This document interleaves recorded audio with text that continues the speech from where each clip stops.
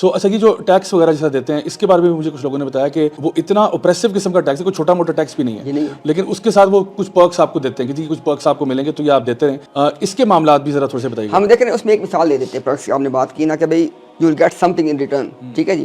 مثلاً ایک یہ ہے کہ اگر آپ وصیت کر دیں کہ اپنے مال کا ایک خاص حصہ آپ جماعت کو دیں گے اپنے وراثت میں سے, تو اس کے نتیجے میں آپ کو دفن کیا جائے گا کوٹ اینڈ کوٹ بہشتی مقبرہ میں, ٹھیک ہے جی. اب سوال یہ پیدا ہوتا ہے, پھر وہی بات آ جاتی ہے کہ اس کا مطلب یہ ہوا کہ یہاں پہ تو بات یہ بنی کہ جس کے پاس پیسے ہیں وہ تو چلا گیا بہشتی مقبرے میں, جس کے پاس پیسے نہیں ہیں وہ تو نہیں جا سکتا نا. پھر اس کا مطلب یہ ہو کہ یار آخرت ساری کی ساری بنی تھی لیول کرنے کے لیے, تم نے وہاں بھی لیول کسی کو نہیں ہونے دیا, وہاں پہ پیسے والا آگے نکل گیا, آپ پیچھے رہ گئے. ہمیں کیا کہتے ہیں کہ جواب میں ہم یہ تھوڑی کہتے ہیں کہ اچھا ٹھیک ہو گیا. اگر بھائی پیسے دینے کے باوجود وہاں دفن ہونے کے باوجود یو ول ناٹ گیٹ جنہ, واٹس دا پوائنٹ؟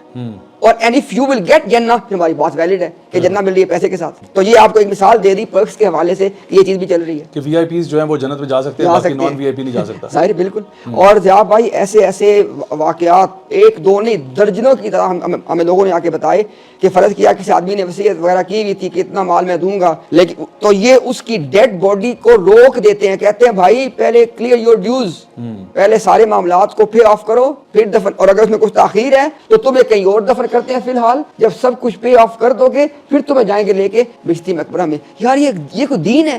ضیاء بھائی آخرت کی جو سب سے بڑی امید ہے وہ کیا ہے کہ آخرت میں اللہ تعالیٰ ہر چیز کو انصاف کے ساتھ تول دے, ٹھیک ہے. اگر وہاں پہ بھی یہی فرق ہے کہ پیسے والا اوپر دوسرا نیچے, وی ڈونٹ نیڈ آخرہ. صحیح کہہ رہے ہیں.